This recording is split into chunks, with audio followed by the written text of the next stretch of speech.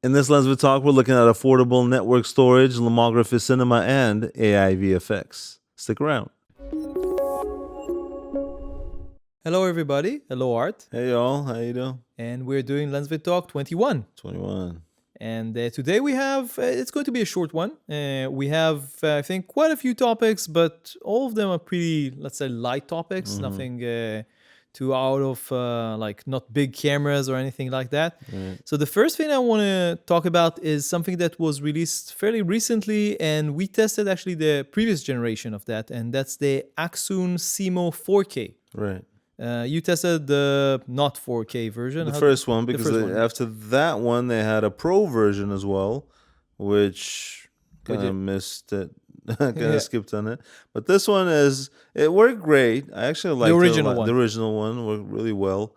The construction is kind of plasticky, but it doesn't really need much. I think that the Pro version improved on that, right? Yeah, I think that was the difference. And this one, what it does is it sends, you can use your iPhone or iPad as a monitor for your camera. So basically you connect the HDMI cable to the SEEMO and then stick the phone in there. It doesn't work. I mean, you can't. It doesn't hold a laptop. What do you call it? A tablet. The iPad.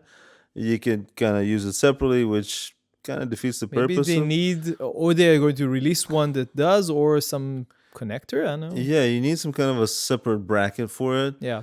But if you wanted to, you could do that. I mean, it's obviously a lot better to have a bigger screen. But in the field, you can just connect your iPhone and use it as a monitor. It's a lot brighter than, not a lot, it's brighter than some of the smaller on-camera monitors. And it can also record.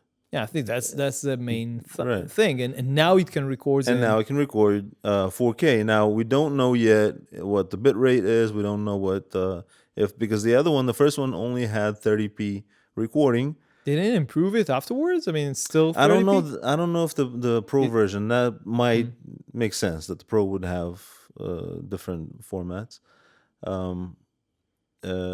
So like this new one, 4K, still need to see what that looks like. Yeah. But it's great. I mean, it's an iOS only. So if you're on Android, you're out of luck. They did have, I think, a Android version for the previous one, but I'm guessing that they sort of seen that there are some issues with that, and I'm not sure if they're going to release an Android version for this. Yeah. Yeah. Okay. The second one is, again, an accessory, but actually it's a family of accessories. Now, did you hear about a company called UGREEN? Yes, of course. Okay. So they now have a series of NAS solutions. And I was looking at that on their website. I was looking for some... Because you were looking for some NAS for your work, right? So this is interesting. This is much, much cheaper compared to, say, QNAP or what's her name? Asustor? No, Asustor, of course, but Asustor is like a smaller brand compared to QNAP and what's their Synology? Synology, exactly. So obviously they're less known in this segment of the market. I think that this is their first entry into that, I think. But it's really interesting. I mean, basically we're talking about a series of NASs. I looked specifically at one of the higher ones, the DX 6800. Which is like 12 gen Intel Core i5. Maybe there is a stronger version, I don't know.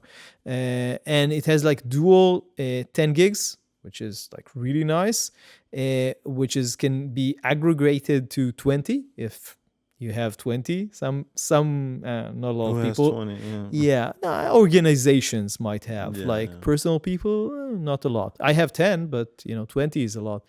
And you can also, I mean, they're saying that it can go up to 2,500 megabytes per second, like transfer speed, which if it's true, then that's fantastic.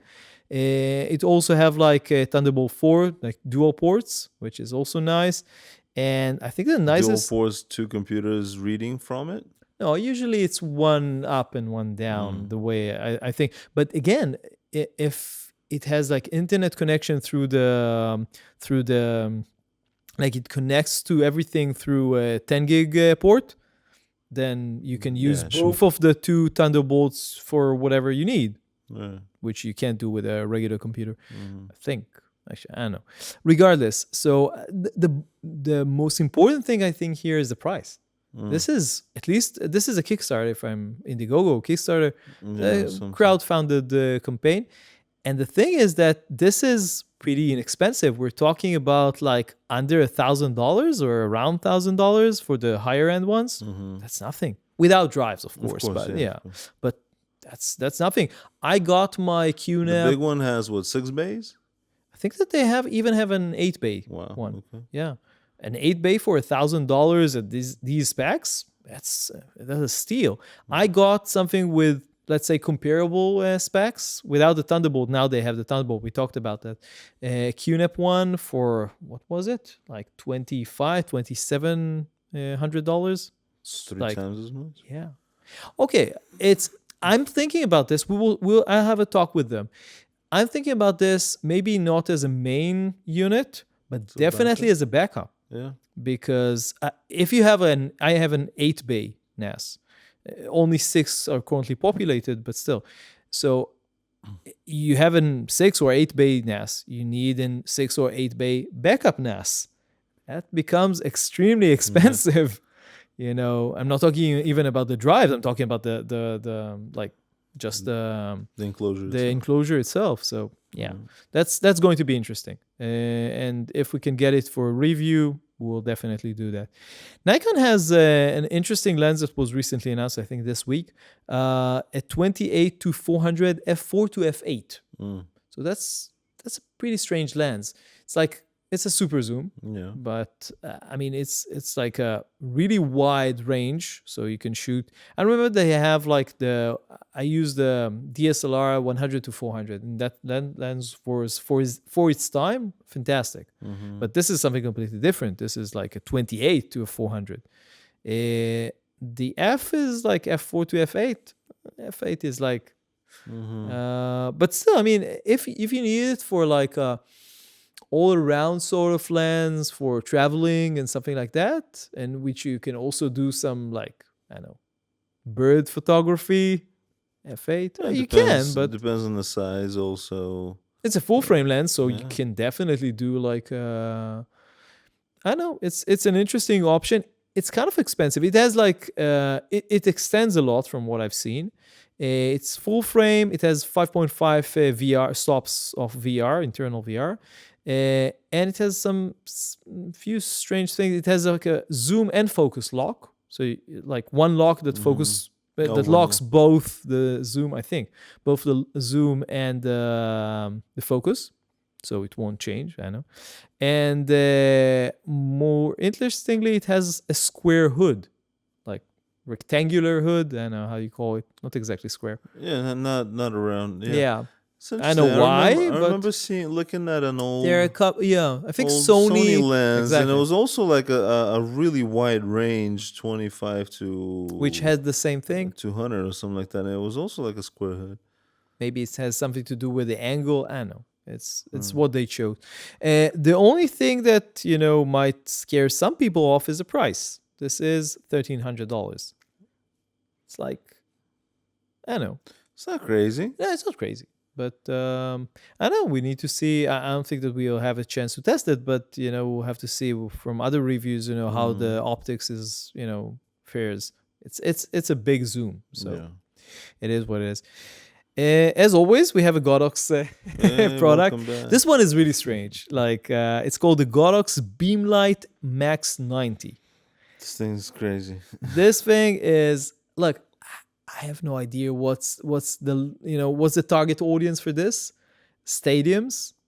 I'll put the video. It's a big spotlight, basically. It's a gigantic spotlight. It's a huge. I don't know. It looks very big. I don't know. It looks. What we're looking at physical dimensions. Yeah, it's big. But it's just like a tractor beam. No, and they even, I think in the short video that they currently released, it shows that it lights a stadium. Yeah. So I don't know if it's even designed for like photo video work. Well, I guess if using some kind of big reflectors, you could light up. Or huge diffusers, or I don't know. It's like So put those up on a crane, a couple of those, and diffuse yeah, them. yeah. You can light up a scene. Might be useful for like big Hollywood productions, but nothing that we would probably ever use. So that's the Godox BeamLight Max90. And next we have the SYNCO G3 Pro. Now we've SYNCO is, I think, one of the three companies that has to do with we talked to them in IBC. Talked to them at IBC in 2022. They also had some stuff that in 2023. Yeah, it's like a subsidiary of one of the I forget who always. Yeah, I'll write it on the screen, but we talked to them. But this is an interesting. We looked at a similar one briefly in IBC 2023. I think the design is kind of similar. They have like a large receiver, and it has like 3 mics. So it has like 2 lavs. It's a wireless mic system, but with 3 microphone inputs, not 2 like the Rhodes and the DJIs and all the other ones. So basically, you have 2 wireless ones plus another mic built into the receiver. So let's say that we're recording this, and for whatever reason we want to record the director, then it's possible. So he can speak into the mic. How useful it is, I don't know, but it's a fairly inexpensive option. It costs like $150. It has noise cancellation in 3 levels, which is interesting, because this is something that I think that most mics, wireless mics, have on and off. Not So in here you have like different levels. Might be good because in some situations you want some ambient noise. So could be interesting. Again, $150. SYNCO G3 Pro. The next one is interesting until we get to the price. The Logitech actually has a new webcam with replaceable or interchangeable lenses. So actually it's the first time that Logitech, or I think it's for a long time, that's the first that we have seen another company coming into the interchangeable lens camera market, although it's not like a portable camera. It's like... Right, it's a streaming camera. Yeah. But what kind of mount is it? Micro Four Thirds. Oh, okay. So you can put basically... And it supports, I think, very specific lenses. It can even support, I think, like zoom.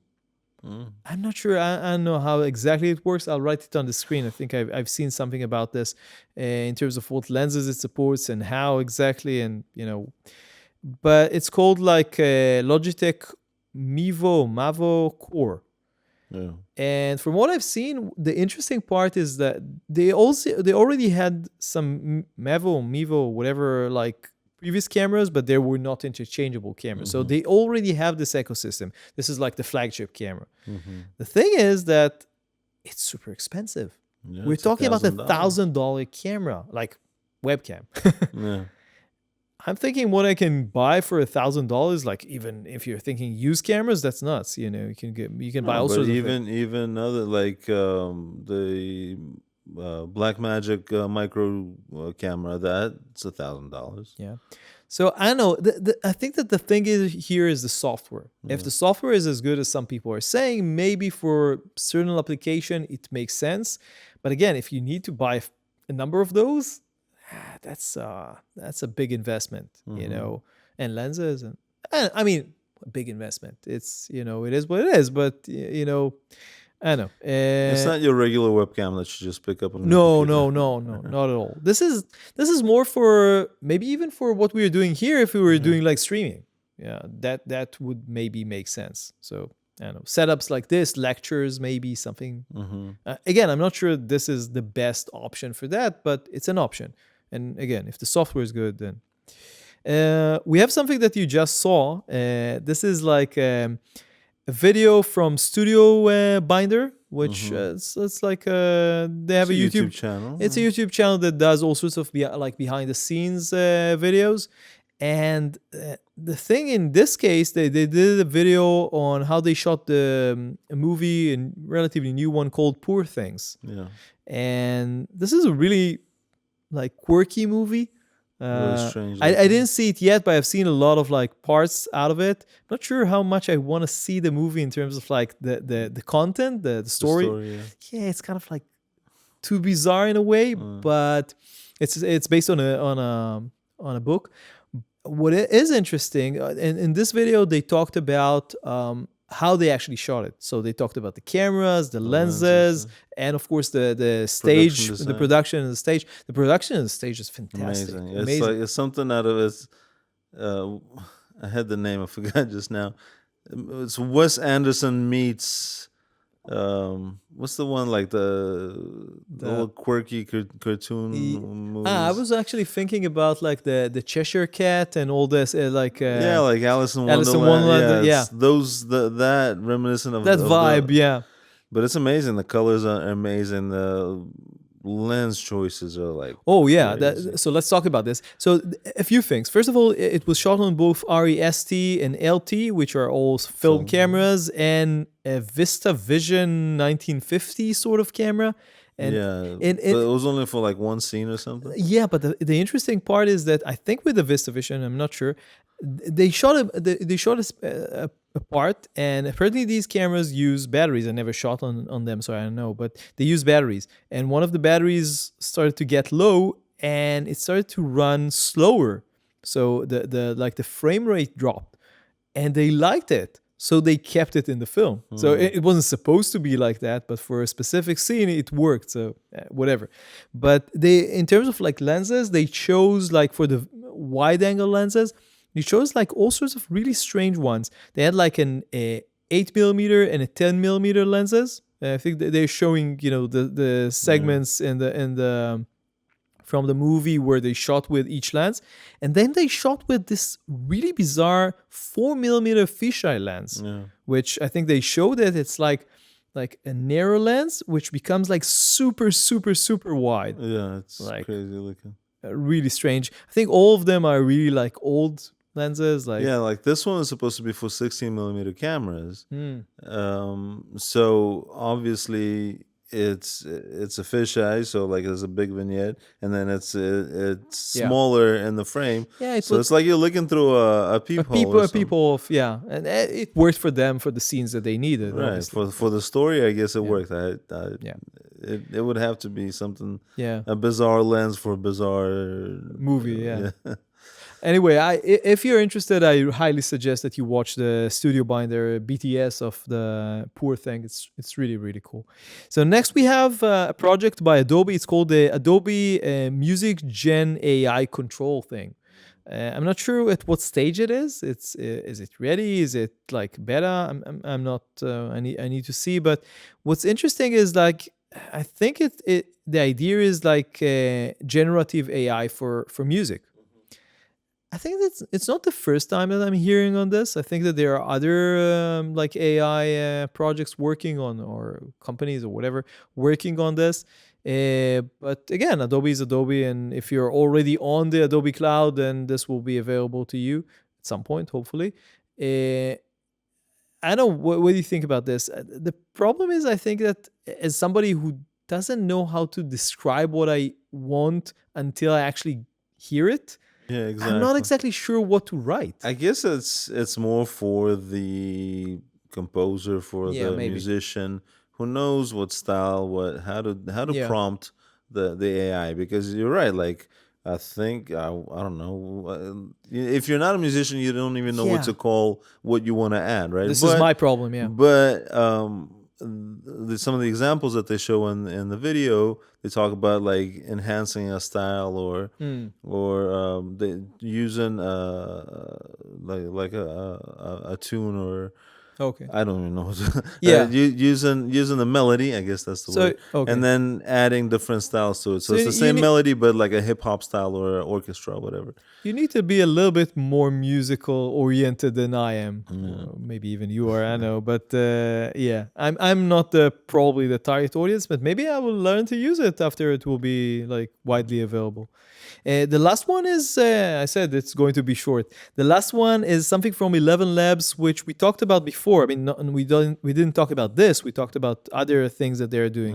So they're also an AI company. I think the previous thing that we talked about was like voice mimicking or something like that. Yeah, voice cloning and speech to speech. So you speak with the intonation that you want. I tried it. For me, it didn't work. It's still not there, but it's great. As is this, I use a lot of translation Okay, maybe for in that it videos, works.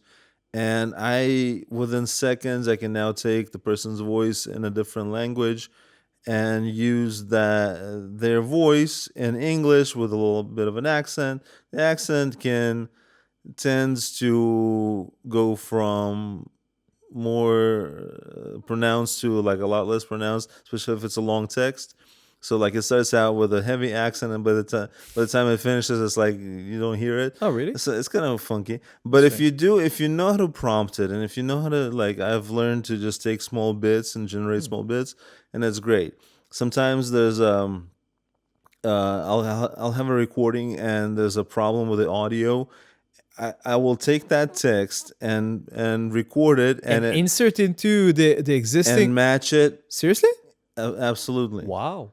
I didn't know. Absolutely. I tried it on my voice. I tried to take like a piece of text that we did for a review here on LensVid and tried the voice cloner to clone my voice and basically do the video for me, the voiceover. Mm-hmm.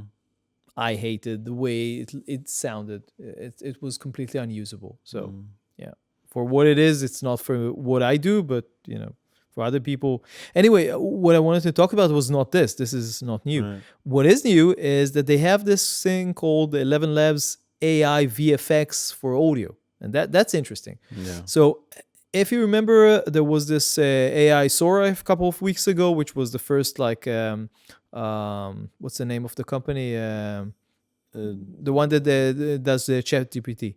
OpenAI. Yeah. So Sora is their video AI thing, Right. and they released obviously a couple of not shots, but clips from what Sora did. Mm-hmm. Again, a few weeks ago. And what Eleven Labs did is they took these clips and using AI, their AI, added like matching audio to it or matching, I don't know, sound design, whatever you want to call it. There is even, I think, some audio like talk at some of them, which is also interesting, but it's not surprising given the fact that they have like voice cloning. And so it sounds really cool, but I'm trying to think, what I would do with this. I'm not sure how smart it is at the moment. So the question is, what do you need to give it? Do you just give it the video, which will be like the ultimate thing, or do you actually need to give it a prompt or prompts? Yeah. Let's say that you have a video in the Sora thing that they have like a woman walking in Tokyo, I think, or something like that. So do you need to say a woman walking in the street with busy street noise or something like that? Or does it just look at the scene, and from the scene it understands what voices needs to be there?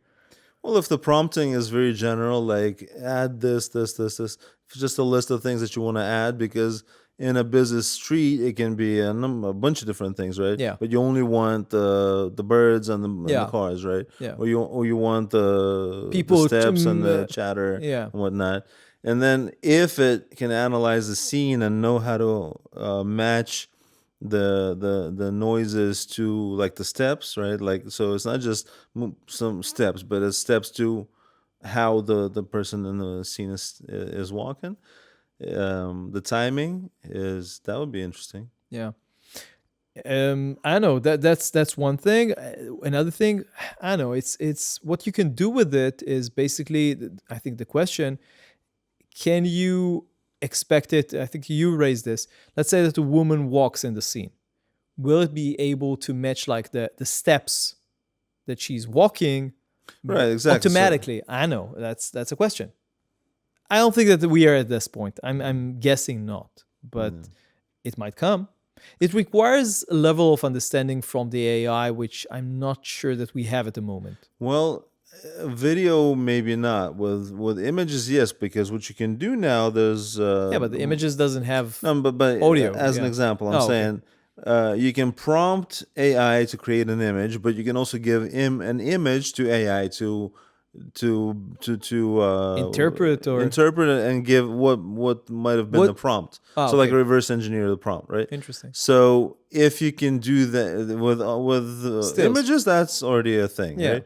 So if you can do that with video, I haven't seen examples of that, but I'm Me guessing neither. that's where it's heading. It's like interpret this scene for me. What are we seeing? What are we looking at, right? Because you can even like Alexa, what's the home pods and all the Alexa's or whatever. you Yeah. can there's one of the there's one with a camera where you can like what are we looking at, right? I guess it's for like visually impaired people, Hmm. or you just whatever. So hey, you can like the Google Lens, I think it's called, where it's like you show the product and it tells you where to buy it, whatever. So, okay, you do that and take a look at this video and tell me what you're seeing. And it gives you a prompt, and then you can prompt that and actually get an AI version of that scene.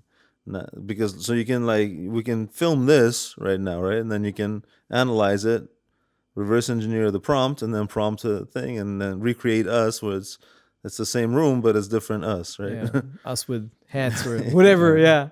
Yeah, I know. A little lighter, you know. Yeah. I know. Maybe better mics, something like that. Yeah. So we'll have to see how this progresses. I'm not sure again if this is like out yet or not, or what's the status on this 11 Labs AI VFX for video, for audio, not for video. So this is. I told you that this was going to be short. This was the last one. Don't forget to subscribe. And of course, check out all the links in the description and in the LensVid article on LensVid, on the LensVid website. Yep. And we'll see you in the next video. Bye. See ya.